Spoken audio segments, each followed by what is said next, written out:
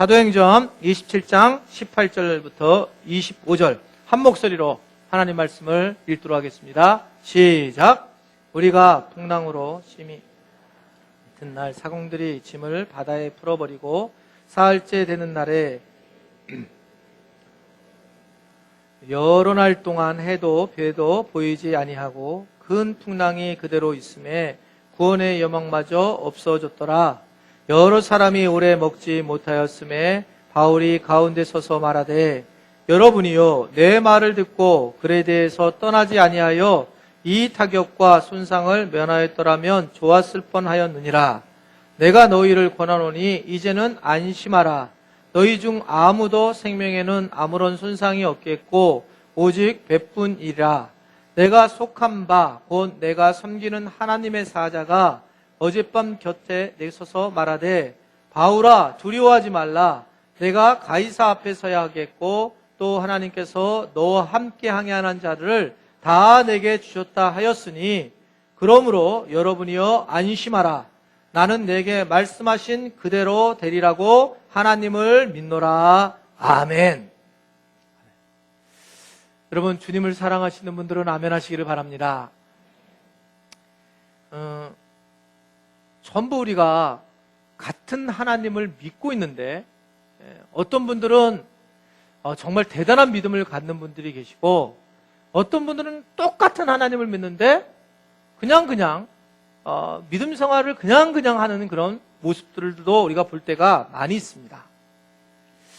그래서 이 참 이게 왜 그럴까라고 하는 고민에 많은 사람들이 사로잡혔었는데 이 선교단체 중에 YM이라고 하는 단체가 있습니다. 우리 교회에서도 다니는 친구들이 많이 있는데 그 YM이라고 하는 단체에서 그 단체를 지으신 분이 로렌 커닝맨이라고 하는 목사님이세요.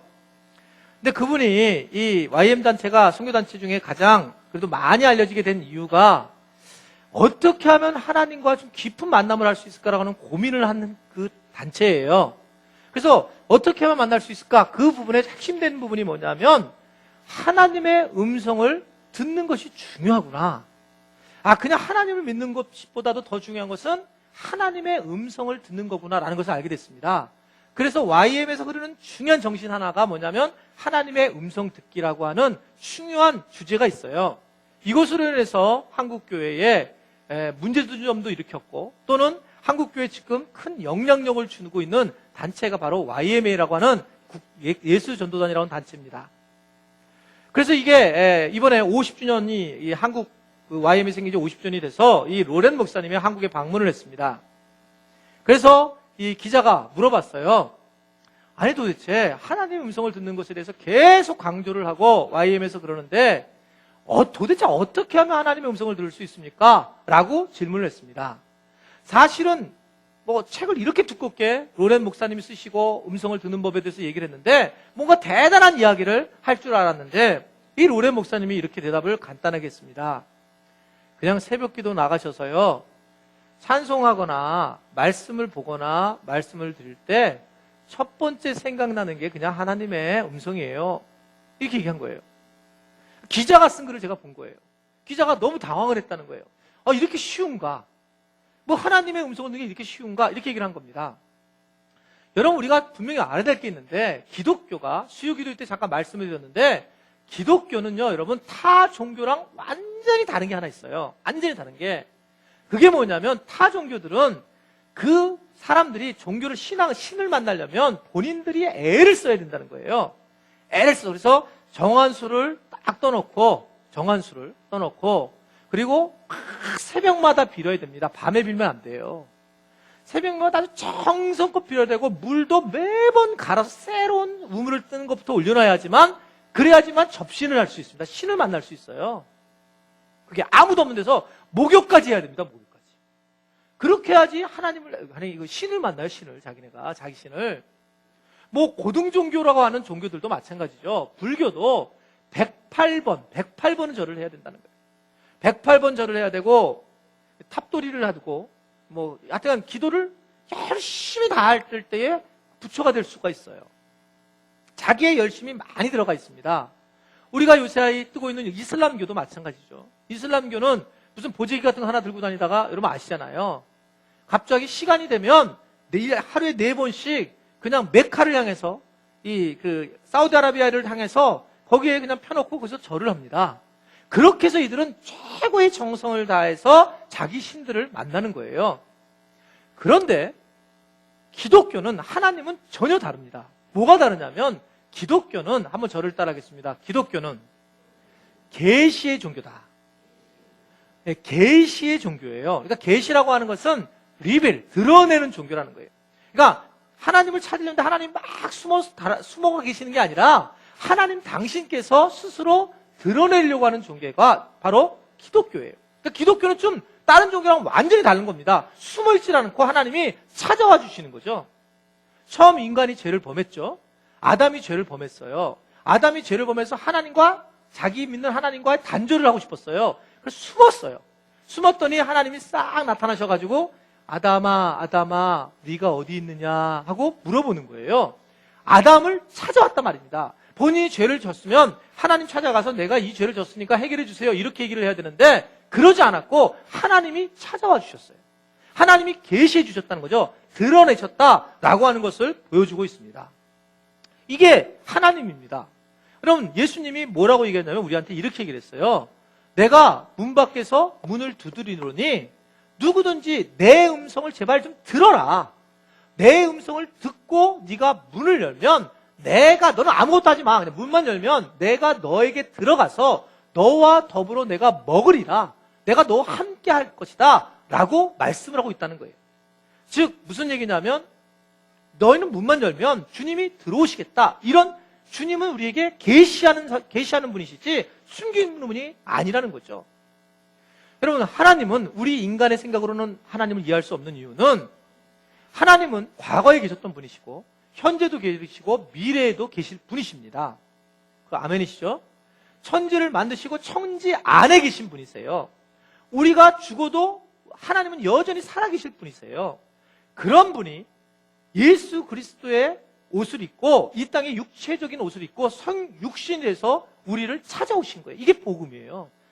이게 놀랐던 겁니다. 왜냐하면 다른 신들이 그냥 가만히 있으면 그냥 와가지고 신들을 존경하고 존중하고 그때서야 가끔 보여주고 그러는데 하나님은 직접 우리와 똑같이 아픔을 가지고 똑같은 육체를 가지고 이 땅에 오심, 이 사건이 기독교의 복음의 핵심 부분이거든요.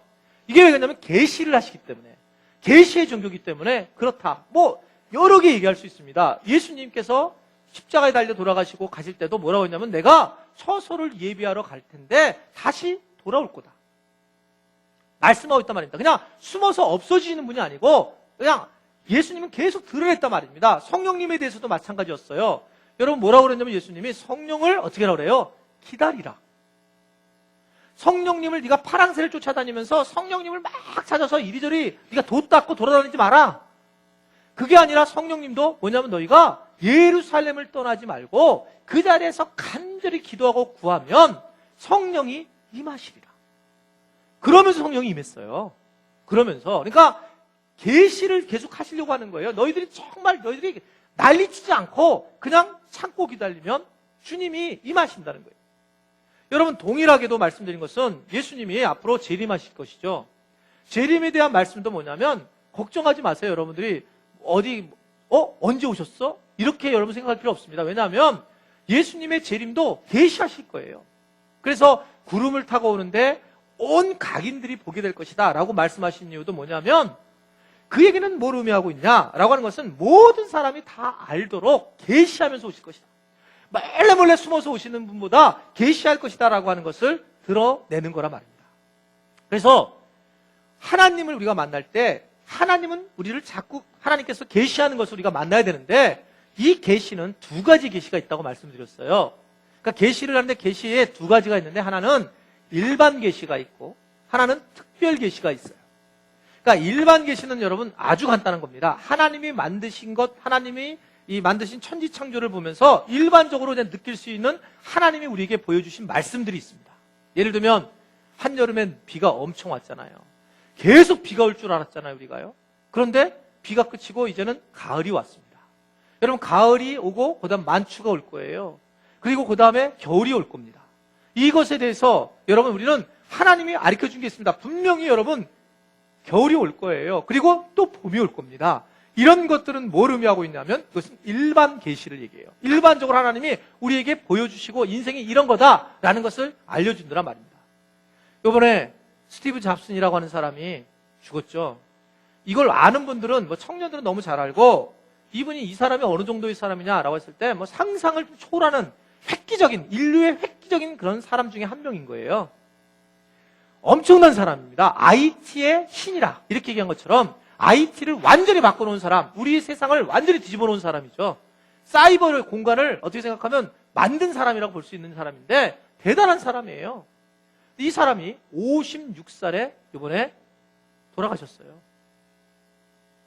8조 아까워 죽 8조를 놔두고. 이거 어떡하겠어요? 여러분 생각해 보시면 그렇게 굉장한 사람인데 얼마나 이 병을 고치려고 애를 썼겠습니까? 그 수많은 돈을 최고의 사람을 했다는 건 뻔한 거 아니겠습니까? 그런데 56살에 이 세상을 끝나는 거라는 거예요. 뭘 의미하고 있습니까? 이거는 아무리 돈이 많아도 아무리 그 사람이 미래를 준비를 잘 해냈을지라도 하나님이 톡 쳐서 가져갈 때는 얼마든지 이게 30대인지 40대인지 50대인지 60대인지 상관없이 최고의 사람을 그냥 데리고 간다는 거예요. 이게 여러분 하나님의 모습인 거고 하나님의 뜻입니다. 많은 사람들은 그런 생각을 해요. 내가 앞으로 미래를 얼마나 많이 준비했는데. 웃기는 소리입니다. 하나님은 말씀하신 거예요. 그래? 한 방에 뚝 치면 모든 게 끝나는 거예요. 내가 아무리 많은 준비했더라도 하나님이 우리에게 일반적 계시로 알려주신 것은 인생은 기껏해야 70, 80이고 안개와 같다라고 하는 것을 알려주셨어요. 말씀을 아닐지라도 우리에게 일반적 계시를 통해서 우리의 삶이 그렇다라고 하는 것을 알게 하셨단 말입니다. 일반 계시라고 그래요, 이거를요. 그래서 일반적으로 여러분들이 느끼는 거예요. 일반적으로 인생이 이런 거구나, 하나님의 뜻이 이거구나, 이걸 아는 겁니다. 그런데 특별 계시가 있습니다. 특별 계시. 특별하게 하나님께서 꿈이나 환상이나 치유나 기적을 통해서 하나님이 살아계시는 것을 보여주는 것입니다. 많이 보이는 거죠. 많이 보입니다. 저도 제가 목회자가 될 이유는, 제가 일반 대학을 다니다가 목사가 된 이유는 만약에 일반 계시만을 가지고 있으면 저는 안 왔을 거겠죠. 특별한 계시를 경험했죠. 저도 기적도 경험하고 이적도 경험하고 특별한 것을 아주 경험을 하면서 새로운 것들을 경험하면서 영적 세계를 경험했기 때문에 제가 목회자가 되겠다라고 하는 마음을 겪게 된 거죠. 너무 당연한 거죠. 여러분 우리 교회도 마찬가지입니다. 우리 교인 중에 한 명이 암에 걸리셨죠. 그리고 우리 교회에 등록을 했습니다. 그분은 10여 년 정도 카톨릭에 있다가 교회를 다니다가 카톨릭에 있다가 이제 암에 걸리셔가지고 걱정이 돼가지고 이제 교회에 등록을 했습니다. 그래서 교회에서 수요기도회, 금요기도회 때 또 때때로 제가 다른 교회 집회를 할 때마다 이 집사님을 모시고 가서 함께 기도를 받고 그렇게 하나님 앞에 간절하게 구했습니다. 그래서 얼마 전에 병이 나았다는 병원에서 놀랬어요. 병원에서. 제가 워낙 이런 얘기를 뻥을 안 치니까 제가 그러죠. 아주 그냥 병원에서 놀란 거예요. 암세포가 싹 없어진 거예요. 그럼 이러면 이제 프랑카드를 바깥에 좀 하나 걸어서 우리 교회에 암 환자가 확 나았습니다. 암 환자요 오라. 이러면서 하면 아마 여러분들 저기 앉을 자리가 없을 거예요. 수많은 암 환자들이 와서. 근데 이것은 제가 한 게 아니라 하나님이 특별하게 계시해 주신 거예요. 그러니까 이런 경우가 그러면 없냐? 많습니다. 특별한 계시가 많아요. 근데 많은 사람들이 왜 하나님을 동일하게 믿는데 왜 사람들의 변화가 다를까라고 할 때 바로 이 부분입니다. 즉 우리가 일반 계시는 특별히 모든 사람들이 다 경험하고 있는데 특별 계시를 경험하지 못하는 경우가 참 많이 있다는 거예요. 이제 이런 부분에서 우리가 과연 어떻게 특별한 계시를 만나고 살아가느냐 이 부분에 대해서 오늘 본문의 말씀을 통해서 우리가 조금 이해할 수 있어요. 여러분 오늘 참 재미있는 거는 오늘 본문을 보면 사도 바울과 이 선원들과 이 군인들이 함께 배를 타고 갔는데 276명이 배를 타고 갑니다. 그러다가 광풍을 만나요. 광풍을 만나게 됐는데 275명이 벌벌 떠는 겁니다. 광풍을 만나서 감당할 수 없는 그 상황에. 그런데 유독 한 사람만이 너무 담대한 거예요. 너무너무 다른 거예요. 여러분 거기 하나님을 믿었던 사람이 바울밖에 없었을까요? 로마 또는 제수들 중에는 하나님을 믿었던 사람이 없었을까요? 많았을 거예요. 근데 왜 이렇게 사도 바울만 담대할까? 왜 이렇게 담대할까? 바울이 정말 믿음이 좋았을까? 왜 그렇지? 라고 제가 관심을 갖게 됐어요. 도대체 이게 왜 그럴까? 도대체 왜 바울만 이렇게 다른 사람일까? 우리와 왜 다른 사람일까? 성경은 그와 똑같이 우리와 성정이 같은 사람이라고 얘기를 하는데 왜 이런 모습을 보일까? 라고 봤더니 23절과 24절을 보니까 그 이유가 나오더라고요. 다른 이유가 23절, 24절 우리 말씀 한번 다 같이 말씀 한번 읽겠습니다. 시작.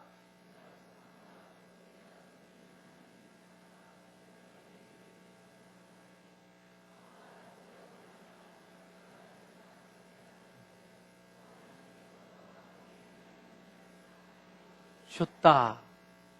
무슨 소리예요? 지금 바울이 어젯밤에 이 광풍이 오기 전에 하나님 앞에 기도를 했을 것이고 뭐 했겠죠. 그런 말씀을 보기도 했었겠죠. 그런데 누가 서 있었다는 거예요? 하나님의 사자가 그냥 옆에 서 있었대요. 그 사자가 얘기를 하기를 뭐냐면 두려워하지 마라. 왜 두려워하지 마냐면 내일 무슨 일이 생길 거라는 거죠. 두려워하지 마라. 너 그리고 걱정하지 마라. 내가 마지막에 가이사 앞에 너는 서야 되기 때문에 모든 사람 내가 다 구해줄 거야. 이렇게 하나님의 사자가 어젯밤에 내게 이야기했다는 거예요. 여러분 이런 사람 이렇게 얘기를 했으니 이 사람이 얼마나 담대하겠어요. 그러니까 그는 25절에 보면 이런 상황이 심각한 상황에서 뭐라고 얘기하냐면 여러분 안심하세요. 나는 내게 말씀하신 그대로 되리라고 하나님을 믿습니다. 왜냐하면 어젯밤에 하나님의 사자를 보았거든요. 만났거든요. 그 환상을 보았거든요. 계시한 것을 보게 되었거든요. 계시를 들었거든요. 정확하기 때문에 이 차이예요. 그냥 내가 어저께 예배를 드렸는데 글쎄 하나님께서 이거를 구원해 주실 줄로 믿습니다라고 생각하고 있지만 좀 안타까운데 이렇게 됐겠죠.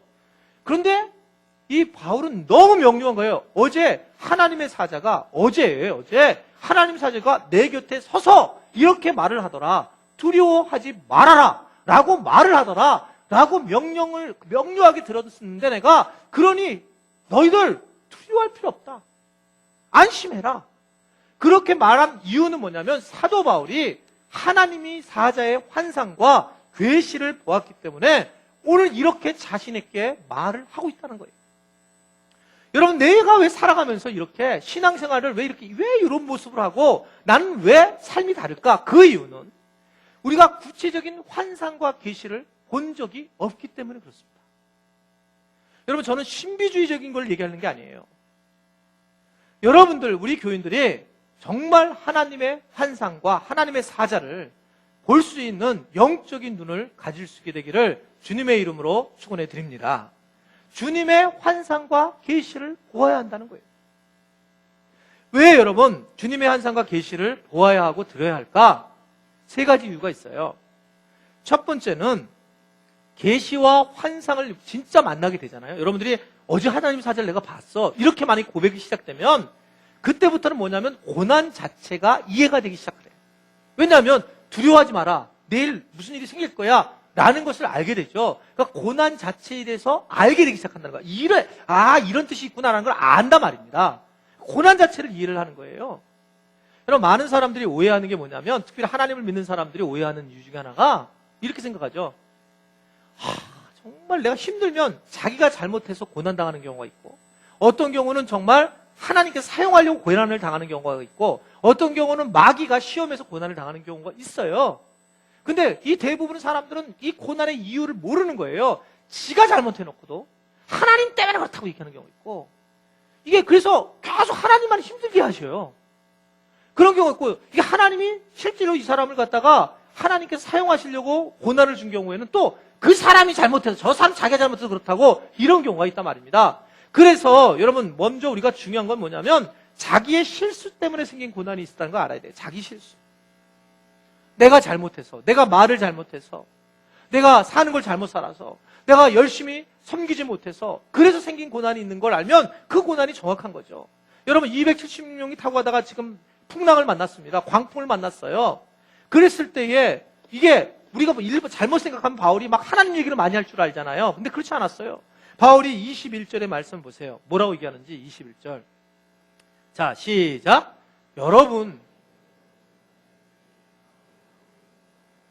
여러분이요 내 말을 듣고 글에 대해서 떠나지 아니하여 이 타격과 손상을 면하였더라면 좋을 뻔했는데 라고 얘기해요. 니네가 잘못했다 이거예요. 그러니까 유라굴로 광풍이 오게 된 거, 여러분 지중해는 겨울이 되면 광풍이 부는 걸 아는 거예요 다들. 바울이 얘기했어요. 그래서 가지 말자, 여기서 우리가 겨울을 보내고 가자. 그랬더니 선주와 선원들 이런 백부장이 그들하고 얘기해 보니까 너무나 손해가 많은 거예요. 그러니까 아무래도 가야 되겠다. 바울은 그렇다면 이건 내 잘못이 아니다, 네 잘못이다 라고 지금 그 얘기를 하고 있는 겁니다. 그러면서 결국 뭐냐면 고난의 광풍을 만나게 되더라는 거예요. 여러분, 내가 왜 고난을 당할 때야? 내가 왜 지금 사는데 이렇게 광풍을 당할까? 그때에 이 고난의 이유가 뭔지를 알아야 되는데 그것이 나 자신이 잘못해서 충분히 고난이 일어날 수 있어요. 그때는 하나님 앞에 회개를 해야 된다 말입니다. 누가 잘못입니다, 누가 문제입니다 이렇게 얘기하지 말고, 우리 남편이, 우리 아내가, 또는 우리 집사님이, 누가 어느 사람이 잘못입니다 이렇게 얘기하는 것이 아니라 내가 바로 하나님 앞에 죄인인 것을 여러분 고백하셔야 된다는 것을 믿으시기를 바랍니다.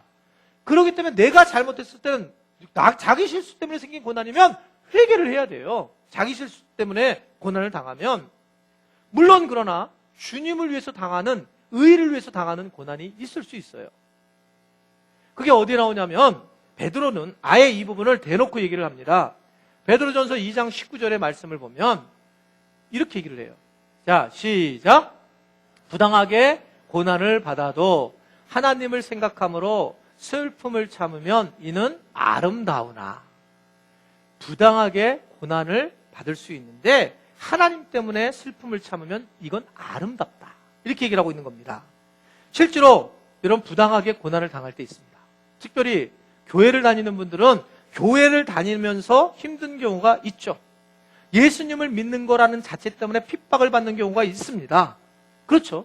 저도 목사라는 것 때문에 핍박 많이 당해요. 그러니까 하여튼 매스컴에서 목사라는 단어만 나오면 가슴이 덜컹덜컹 내려앉고 막 혈압 팍팍 올라가고 그냥 막 무섭습니다. 정말 무서워요. 그러니까 예수 믿는 것 때문에 고난을 당하는 경우가 있습니다. 여러분 고난을 당하는데 자기가 사업이 실패를 해서 고난을 당할 때는 의의를 당한 고난이 아니에요. 대부분 고난을 당하는 것은 어떤 게 고난을 당합니까? 가만히 있는 사람은 고난 안 당하죠. 야, 교회 다녀라. 그러면 전도를 하고 그 복음을 전하려고 했을 때에 그때 그거로 인해서 고난을 당하고, 이런 고난을 당하는 것이 의를 위해서 당하는 핍박이에요. 자기가 잘못해서 당하는 고난이 아니라 정말 주님 때문에 당하는 고난이 있습니다. 이 교회를 다니기 때문에 다니는 고난이 있어요. 그럴 때에 말하는 게 뭐냐면 그것이 의를 위한 고난이다. 의를 위해서 당하는 핍박이다. 고난이다. 이렇게 얘기하고 있는 거예요. 제가 말씀을 드렸죠. 요사이 제가 페이스북을 한다고. 저희 교회 페북 친구들이 이제 한 교인들 중에 한 100명 되는 것 같아요.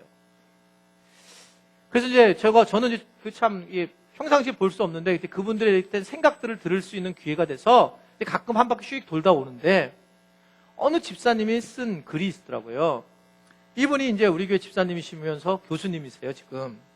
이분은 이제 근데 학교 아이들 입학 사정을 한 것 같습니다.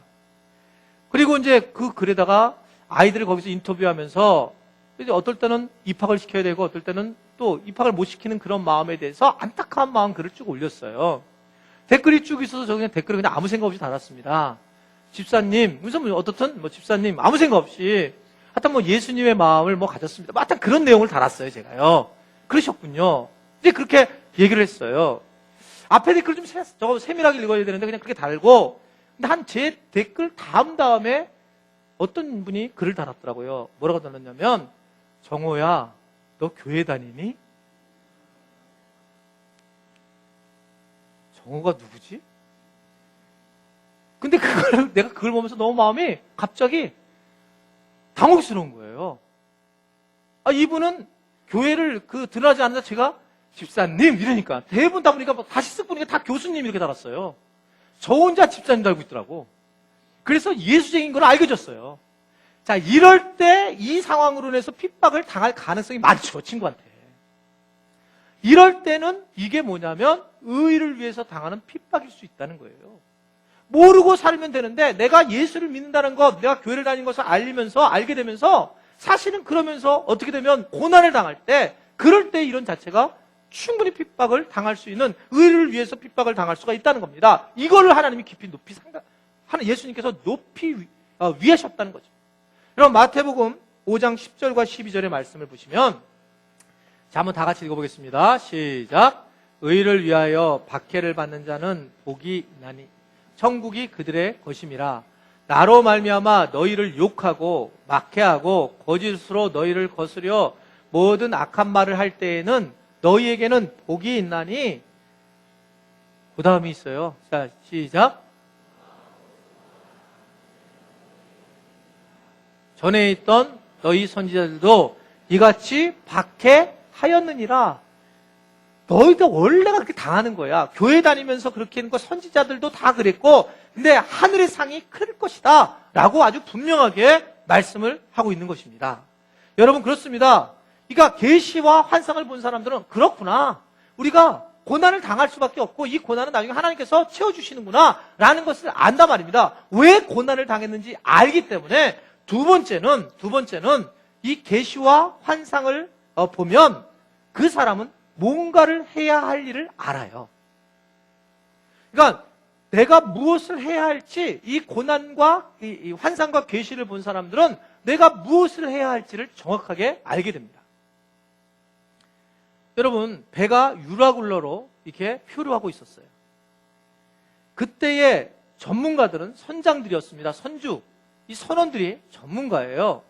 근데 이들이 정말 큰 유라굴러를 만나니까 손을 놓는 장면이에요. 그래서 모든 것 있는 그 배에 있는 물건들을 다 던져버리는 그런 장면을 오늘 우리는 말씀을 통해서 보게 되었습니다. 전문가들이 포기하는 장면입니다. 그런데 이 어젯밤에 하나님의 사자를, 환상을 통해서, 계시를 통해서 본 이 바울은 오히려 오늘 그 문제를 해결해 나가고 있다는 거예요. 전혀 다른 상황이란 말입니다. 여러분, 하나님의 음성을 듣고 있던 사람은 이 문제를 해결해 나가고 있지만 세상의 전문가들은 오히려 그것을 벌어버리고 있다는 거죠.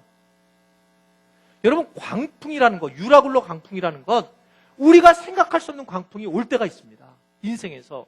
그러니까 일본을 우리가 봤잖아요. 일본을 봤을 때 일본이, 그 사람들이 얼마나 조직적인 사람들이고 얼마나 준비된 사람들입니까? 그런데 그걸 넘어서는 광풍이 부니까, 쓰나미가 한번 오니까 그냥 완전히 무너지는 걸 보잖아요. 우리가 생각하지 못하는 일들이 오면 여러분 다 뒤집어지는 거죠. 지금 이 세계 경제가 광풍이 불고 있죠. 우리나라에도 영향력을 미치고 있어요, 지금요. 여러분, 이 경제 전문가들이 이것에 모여가지고 이야기하고 막 노력하고 이게 해결될 거라고 생각하십니까?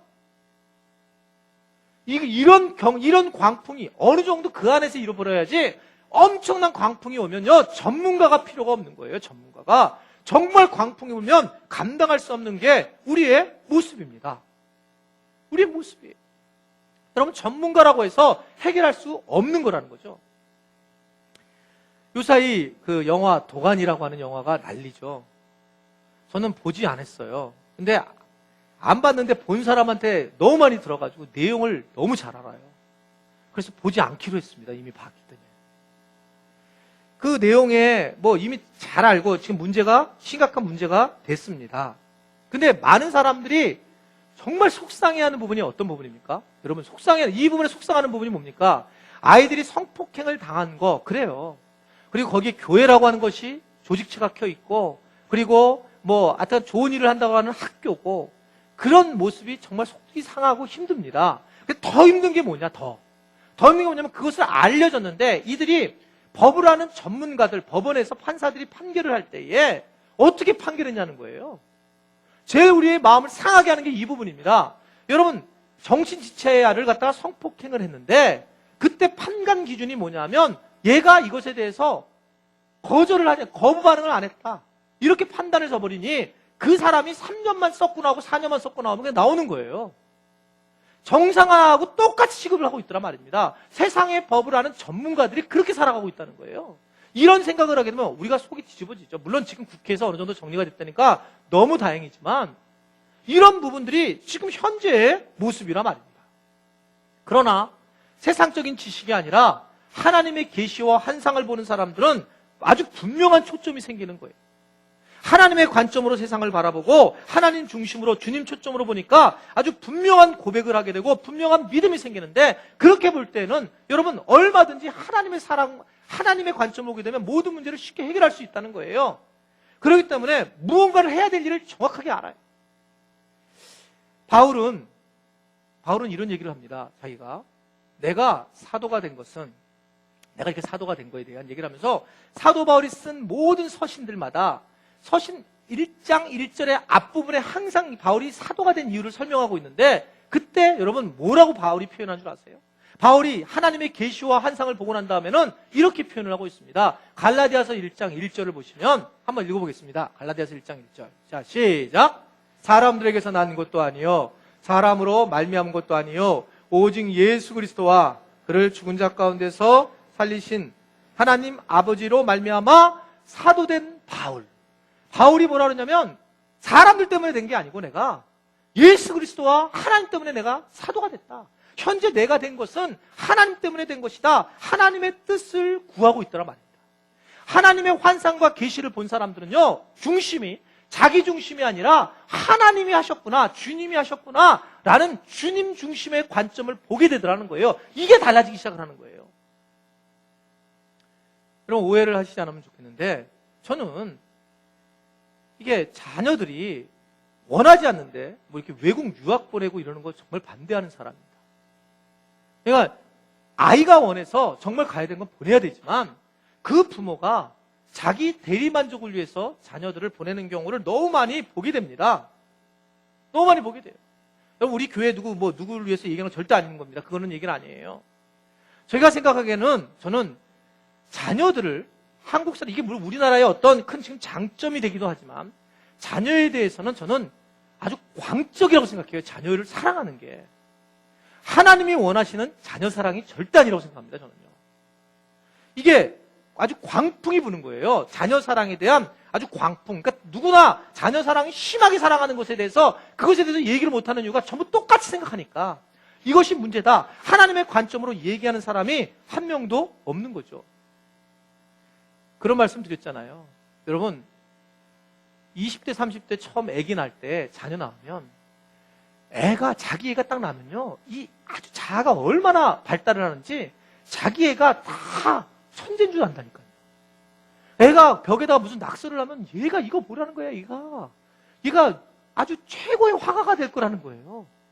애가 피아노 한번 땡 치면 막 와! 안 가르쳤는데 저 손가락을 아주 누르는 폼 좀 보라는 거예요. 보세요, 여러분. 애가 하나 나면요, 그 애한테 막 온 신경이 다 쓰여가지고 애가 뭐 갑자기 이러면 일하고 했다는 거야, 일하고 구구단을. 그리고 애가 얘는 영재 교육을 시켜야 된다는 거야, 영재 교육. 한 아이를 낳으면은요, 여러분 지금 애기 엄마들 위에 사람 잘 들으세요. 애 하나 낳을 때 처음 애 낳으면은 막 난리예요. 얘가 막 완전히 정말 이건 최고의 애 같아요. 둘째 낳아보고, 셋째 낳아보세요. 사춘기를 함께 보내보세요. 없는 게 행복해요. 그때는 정말 현실을 아는 거예요. 얘가 정말 없는 게 행복하구나. 이게 현실입니다. 근데 많은 사람들이 이 자녀에 대해서 얼마나 오해를 하는지, 특별히, 여러분, 이거는 그냥 쉽게, 좀 재밌게 얘기를 하는 거예요. 우리 자아가 얼마나 우리 중심적인지, 이런 얘기를 해요. 요새 엄마들이 역시 딸이 최고라는 거예요. 자, 딸이 최고의 이유를 두 가지, 대부분 제가 이렇게 들어보면 두 가지 이유더라고. 우리 집도 그렇고 두 가지예요. 하나는 뭐냐면 엄마랑 대화가 된다는 거예요. 하나님하고는 아무 상관이 없어요. 그냥 내가 볼 때 나한테 얘가 대화가 되니까 내 마음을 채워주니까 딸이 최고다, 이거예요. 이 첫 번째 이유입니다. 두 번째 이유는 아들은 외국을 안 보내주는데 딸은 부모를 외국에 보내준다는 거예요. 그래서 딸을 낳는 게 너무 행복하다는 거예요. 그래서 왜 그러냐 그러면 자기들이 나이가 먹었을 때 우리 딸이 우리를 외국을 보내주니까 여러분 딸 낳으셔야 돼요. 근데 아세요? 여러분들이 외국에 나갈 쯤 되면 걷지도 못할 거예요. 네? 나이 드셔서 가시는 거. 여러분, 이게 지나가는 얘기입니다. 이거 다 지나가는 얘기예요. 근데 이 얘기가 가만히 한번 생각해 보세요. 여기에 뭐가 빠져 있는지. 하나님의 환상과 계시를 직접 경험하지 못한 사람들의 모습들인데 자아중심으로 살아가는, 철저하게 자아중심으로. 철저하게 자기중심이에요. 나하고 말이 통하니까 되고, 우리 가정을, 우리 부부를, 나를 해외여행시켜준 내가 대접받으니까 딸을 낳겠다. 하나님은 없습니다. 내 자녀가 너 공부 열심히 해야 된다. 왜냐하면 그래갖고 너 의사가 돼가지고 돈 많이 벌어서 나 해야 돼. 이게 얼마나 미치고 환장할 노릇인 거예요, 이게요. 여러분 생각해 보세요. 이게 얼마나 불신앙적인 얘기일 거예요. 하나님하고는 아무 상관이 없어요. 하나님의 뜻으로 사도 바울이 된 나 바울은 이렇게 얘기하고 있는데 주님이 하셨다고 얘기를 하는데 주님은 하나도 없고 자기만 있는 거예요. 여러분 자녀를 가져서 정말 이런 하나님의 섭리와 환상을 본 사람들 이렇게 얘기하죠. 너 공부 열심히 해야 된다. 의사가 돼야 된다. 그리고 너는 캄보디아로 가라. 캄보디아에서 네가 뒤집어 놔라. 주님의 이름을 가지고 뒤집어 놔야 된다. 네가. 아멘 하는 사람 하나도 없네. 당연한 겁니다. 네가 사북에 가서 그곳에서 어려운 사람들을 위해서 네가 공부한 의술을 가지고 해라. 그렇지 못하게 공부 못하는 여러분 자녀들은 그냥 한국에서 그냥 조용히 교회 열심히 하늘교 연동교회 잘 섬겨라 이렇게 얘기하고요. 능력되는 친구들한테 자녀들한테는 공부를 하는 이유를 정확하게 설명을 해주란 말입니다. 그래서 가야 된다. 네가 인도에 가서 인도 남부 정도는 네가 맡아서 하나님의 뜻을 펼쳐라 이렇게 얘기를 해야지. 아이한테 돈 벌면 엄마 빼 해외여행 시켜줄 거지야. 뒤집어질 일입니다. 뒤집어질 일이에요. 이게 왜 그러냐면 하나님의 환상과 계시를 한 번도 못 봤기 때문에 그냥 하나님 믿고 있어요. 어제 저녁에 내가 하나님의 사자를 보았습니다. 이런 말 한 번도 해본 적이 없기 때문에 하나님 내게 이렇게 말씀하셨습니다. 이렇게 한 번도 얘기해 본 적이 없기 때문에 요 수준으로 살아가는 거예요. 요 수준. 그래서 바울이 이렇게 담대하게 될 수 있었던 이유, 셋째 이유가 있습니다. 셋째 이유는 계시와 환상을 보면서 최종 결과를 그는 알고 있기 때문에 그렇다는 거예요. 여러분, 최종 결과를 알고 있는 사람과 최종적인 것을 모르고 있는 사람의 이야기는 달라요. 오늘 24절과 25절 말씀, 두 절 말씀을 보면, 자, 24절 말씀 다시 한번 읽겠습니다. 시작. 바울아, 두려워하지 말라. 내가 가이사 앞에 서야 하겠고 또 하나님께서 너와 함께 항해하는 자를 다 내게, 그러므로 여러분이여 안심하라. 나는 내게 말씀하신 그대로 되리라고 하나님을 믿노라. 아멘. 바울이 저는 이 담대하게 얘기한 이유에 대해서 너무 관심이 많았어요. 그런데 무슨 소리를 들었냐면 바울이 하나님께서 말씀하신 게 두려워하지 마라. 내일 무슨 일이 일어날 거야. 근데 결론은 뭐냐면 너를 가이사 앞에 내가 세울 거야. 너는 로마에 가야 하리라. 그러니까 걱정하지 마. 그러니까 바울이 결론을 알고 있습니다. 지금 상황이 어떤 풍랑이 일어도, 내 상상할 수 없는 풍랑이라도 결론은 뭐냐면 자기는 가이사 앞에 가는 거예요. 최종 결과를 그는 알고 있는 사람입니다. 왜냐하면 그는 하나님의 계시와 환상을 아주 분명하게 경험하기 때문에 그렇단 말입니다. 최종은 가이사에게 가는 거예요. 최종은 우리가 하나님 나라에 가는 거고 최종적으로는 하나님이 우리에게 선한 것을 허락하신다는 걸 믿는 겁니다. 마지막은 선한 거구나. 나는 결론을 짓는 거예요. 이 결론을 우리가 알고 있단 말입니다. 환상과 계시를 경험한 사람들은 분명히 마지막을 알고 있는 사람들이에요. 하나님은 모든 걸 좋은 것으로 우리를 채워주실 것이다. 중간에 그래서 어려운 일이 오면 좀 나은 겁니다. 왜냐하면 좋게 하나님은 우리를 해결해 주실 것을 믿고 있기 때문에. 여러분 지금 고난을 당하는 분들도 마찬가지입니다. 여러분들의 마지막은, 여러분들 결과는 하나님께서 여러분 가장 좋은 것으로 지금 힘들지라도 채워주실 것을 믿으십시오. 바울이 그러니까 내가 믿습니다. 그거를. 나는 분명히 좋은 결과로 이것이 될 거라고 믿습니다. 근데 이걸 최종 결과를 모르는 사람들은 막 벌벌 떠는 겁니다. 죽을 것 같으니까. 그렇게 이 상황이 이루어지더라는 거예요. 여러분 프랑스 영화를 좋아하시는지 모르겠어요. 프랑스 영화를 저는 참 좋아해요. 그 분위기가. 특별히 이제 그 프랑 불어가 굉장히 아주 부드럽잖아요. 뭐 이렇게. 이게 뭐 영화는 좀 달라요. 이렇게 뭐 그래서 실제로 이제 외국에서는 서구 유럽에서는 상류층은 다 불어를 써요. 그래서 불어를 쓸 때 그 사람이 수준이 높다 이렇게 생각하고, 이 프랑스 영화를 보면 근데 대부분 아주 영상미가 뛰어나죠. 그리고 사람들의 이야기예요, 거의 프랑스 영화. 근데 이 헐리우드 영화는 그냥 람보가 나와서 다라락 죽이고 자기 혼자 살잖아요. 그래가지고 막 우리가, 그리고 거기에 성족이 하나 딱 그려져가지고 항상 그렇게 해요. 성족이 하나 그려져 있고 다 죽이고 자기 혼자 살고. 근데 프랑스 영화는 따스합니다. 아주 따스하다 못해 마지막 결론을 항상 짓는 게 뭐냐면, 그래서 프랑스 영화 보기가 힘든데 결론을 우리는 알고 있어요. 프랑스 영화를 보면 프랑스 영화의 결론은 주인공이 죽는 거예요. 항상 죽여요. 그러니까 보다가 마지막을 알고 있는 거예요. 프랑스 영화의 결과가 저것도 주인공 죽는구나. 그러니까 마음이 아파요. 보기 좀 점점 힘들어지는 거예요. 여러분, 예전에 박찬호가 메이저리그에 처음에 들어갔을 때, 그때는, 지금은 월드스타들이 많은데 그때는 박세리하고 박찬호밖에 없었어요. 두 박. 그래서 그 사람들이 너무나 외국에 사는 거에 대해서 막 위로를 받았습니다. IMF 막 그때도 그랬고, 저도 미국에 가서 이 박찬호를 봤는데 이거 상상을 초월한 거, 우리가 생각하는 것보다는 더 대단한 사람인 거예요. 지금 일본에 와서 헤매고 있어도 저는 대단한 사람을 여겨요. 거기서 보니까 한번. 근데 박찬호를 보는데 그때는 시간이 반대잖아요. 그러면 꼭 새벽 2, 3시에 이 박찬호 메이저리그를 하는 거예요. 한두 번 봤는데 그 다음에 새벽 기도를 하기 힘든 거예요. 그래서 이게 어떻게 하냐고 그걸 못 보고 녹화를 했으니 거의 녹화 중계를 보죠. 그리고 아침에 이제 새벽 기도하고 낮에 뭐 이렇게 녹화 중계를 보는데, 제가 가끔 봤지만 그 녹화 중계를 보면 이제 예를 들면 박찬호가 6대5로 이겼단 말입니다. 근데 그걸 제가 녹화 중계예요. 라이브가 아니라 녹화 중계를 보면서 아주 위험한 상황이 돼요. 만루 상황이 되고. 근데 박찬호가 탁 하는데 막 만루 상황인데 저는 알아요. 왜 뭐라 하냐면 결론을. 이거는 분명히 스트라이크를 잡아요. 결코 여기서 안타 안 맞아요. 근데 거기서 제가 결론을 알고 있는 제가 이렇게 어떡해.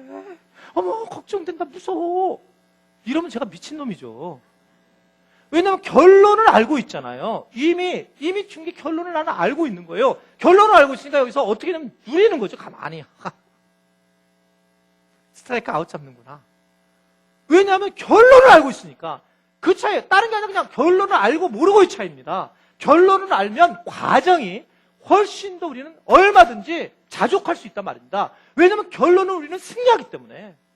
결론을 알고 있는 사람들, 이런 사람들은 어떤 사람들이냐? 바로 하나님의 놀라운 환상과 계시를 직접 경험한 사람들은, 직접 만난 사람들은 결론을 알고 있어요. 우리는 승리하리라. 결론을 알고 있기 때문에 다르단 말입니다.